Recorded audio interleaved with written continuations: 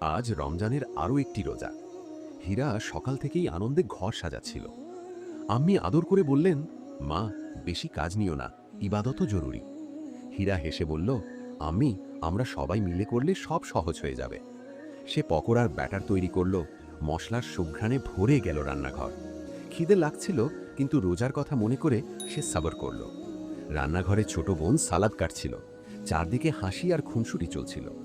হীরার রোলের ফিলিং বানাতে বানাতে ভাইয়ের পছন্দের কথা মনে রাখল। সে বলল, আজকের ইফতারি সবার মুখে হাসি ফোটাবে। কিছুক্ষণ পর আম্মি শরবতের জন্য লেবু আর পুদিনা বের করলেন। আব্বুও সাহায্য করতে করতে প্লেট সাজাতে শুরু করলেন। ঘরের পরিবেশ ভরে উঠল ইবাদত আর মহব্বতে। মাগরিবের আজান শোনা মাত্র সবাই দোয়ার জন্য হাত তুলে নিল। হীরা মন থেকে আল্লাহর শুকরিয়া আদায় করল আর সবার জন্য বরকত কামনা করল।